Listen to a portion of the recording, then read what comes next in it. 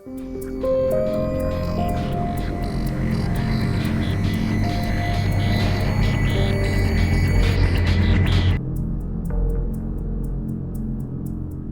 took a job installing a custom fireplace in a friend's condo last winter.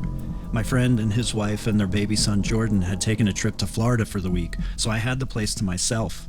But I only had a few days left to finish this fireplace before they returned, so I was working late one night when this really weird thing happened.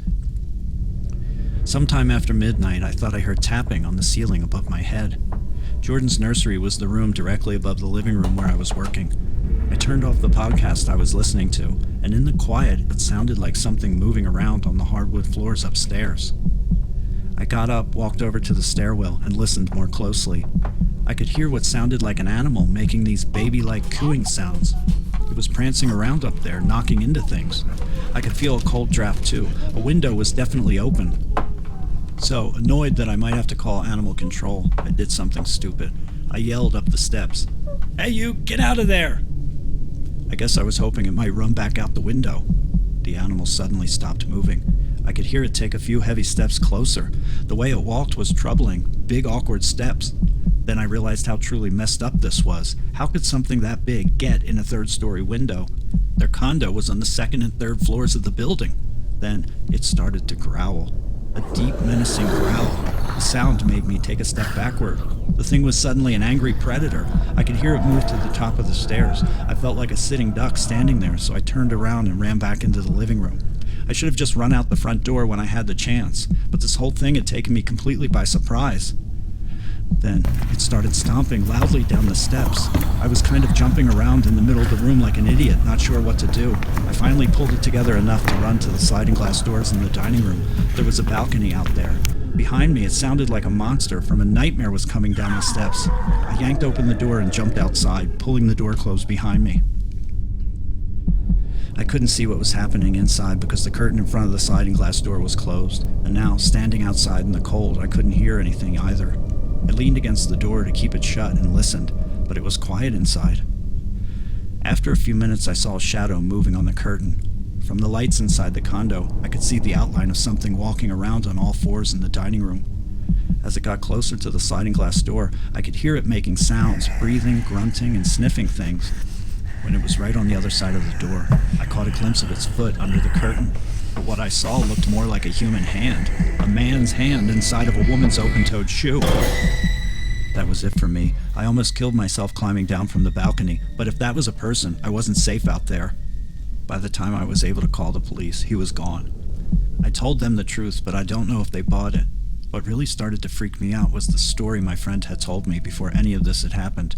He said that a few years ago, a baby was attacked and ripped to pieces in one of the first-floor units on the other side of the condo complex. The police initially thought it must be a wild animal or the family dog because there were no signs of a break-in, but they didn't have a dog. So I'm thinking that this guy that I saw might have been the same animal who hurt that baby. Even if no one believes me, I'm still grateful that Jordan, my friend's baby, was spending the week out of town.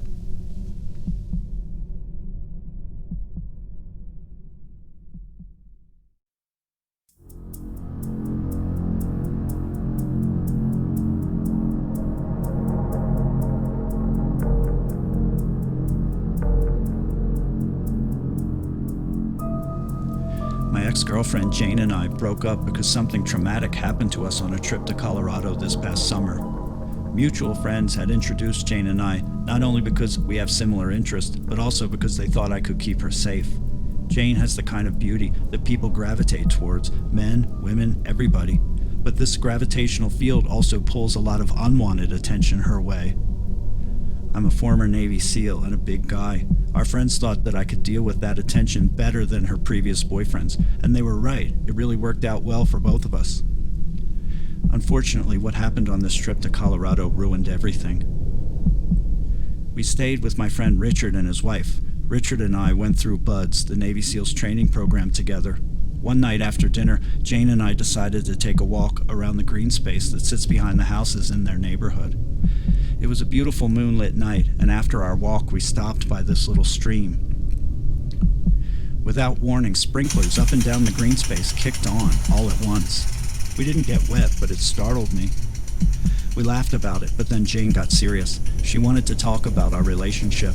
When she began, however, I noticed a sound hidden under the sound of the sprinklers that bothered me. It was a weird moaning sound. It was as if the sprinklers had awakened something, and it wasn't very happy. There was a tunnel built into the landscape nearby. It allows the stream to pass under the street. I wondered if the sound was coming from the tunnel, but then the tall grass behind Jane began to move. Before I knew it, I was in a scene from a cheesy horror movie. I struggled to follow the conversation. Jane was basically telling me that she was falling in love, but somewhere deep in my psyche, tension was building. I heard a voice mixed in with the moaning sound. The tall grass was moving. It felt like something was coming for us. But Jane kept talking, oblivious to any of it. Finally, I couldn't take it anymore. I was about to interrupt when I finally saw it. The thing that had apparently been crawling up from the stream bed parted the last stalks of grass and lurched into sight. It moved like an orangutan with short legs and long arms held above its head. It had red eyes and yellow teeth. It was wearing mud and filth-covered clothes and a hat, but it was naked from the waist down. It looked to me like a demonic leprechaun with green-colored skin. Fear just took control of my body, and I ran away. I was like 3 blocks away before I stopped. As soon as my brain switched back on, it was shouting at me, "What about Jane, you coward?" So I sprinted back. When I arrived, she was walking up the driveway. Her shirt was muddy, but she looked okay.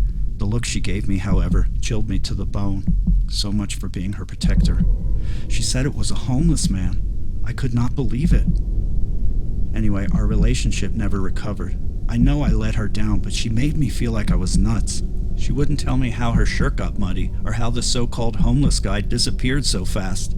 She said I was obsessed and delusional. Eventually, one night we broke up. I flipped out on some guys she was talking to in a club, and she left me.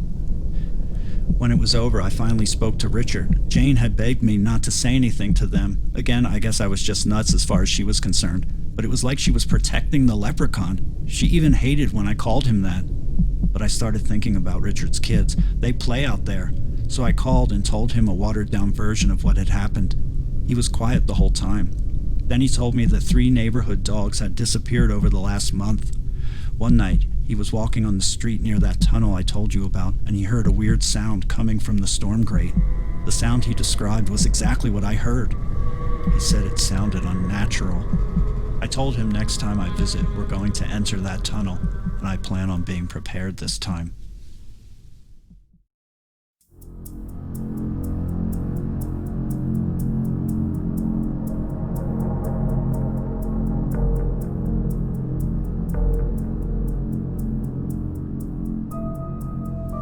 I take the train to school every day. My college is in a slightly dangerous part of the city, but I've never really felt unsafe. Last week, however, I had to stay late speaking to a professor. It was after 11 p.m. when I left. At the station in the city, I didn't have any problems, but when I got home to my station in the suburbs, all hell broke loose. There's a pedestrian bridge over the highway that I have to cross to get home. I noticed 2 people waiting by the stairs at the other end. I could just tell they were going to ask me for money. I'm kind of a tiny person, and I'm not very street smart, so these situations always make me feel uncomfortable. I don't mind giving money if I have cash, but when I have to stop and open my purse or wallet with some big guy towering over me, I'm always surprised when he doesn't just take the whole thing. What could I do about it? When I approached the stairs, I saw that it was a guy and a girl. They were young, and she was pretty. Of course, the guy jumped up and asked me politely if I had any spare change. I stopped and started to pull my wallet from my bag. I had a few dollars in there. I didn't mind. I just wanted to get home. But then the woman stood up and said, "You don't need to give him anything. He's got a good life. He just doesn't appreciate it." She walked over and stood next to him, glaring at me. He said, "Leave her alone. She doesn't mind." But the woman grabbed my hand and tried to put my wallet back in my bag. She said to him, "We don't need her help. You just need to come home." The guy spun her around to face him. "I'm transacting here. Mind your own business. Get out of here." And then he pushed her. The woman just lost it. She started screaming a torrent of abuse in this guy's face. She was pounding on his chest, telling him that he wasn't going anywhere. I couldn't believe it. I was in the middle of some toxic domestic feud, and I just wanted to get home. Her screaming was amplified by the tunnel. My head was about to explode. I started to step away, but the guy noticed, and in a flash, the woman was on the ground. He had punched her while she was screaming at him.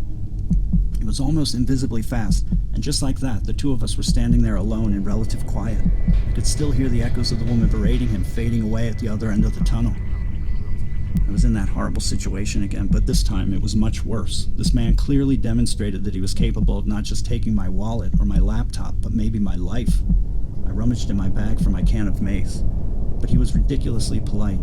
"Do you mind?" he said. "Some change?" I got out my wallet and handed him what I had. He thanked me and skipped away down the tunnel like a kid on Christmas morning. I had given him $22.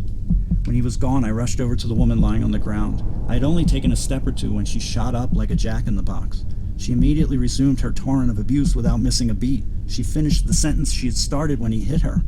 When she noticed that he was gone, she turned on me. Now I was standing there in the line of fire, with her screaming and spitting in my face. I tried to reason with her. I tried to explain, but my head was pounding. I couldn't take it anymore. When she finally grabbed a handful of my hair and yanked my head back, I had to spray her with the mace. I ran home. That poor woman. I thought I had a bad night, but I guess she had it worse. I saw them together 2 days later, walking near the station, holding hands like newlyweds.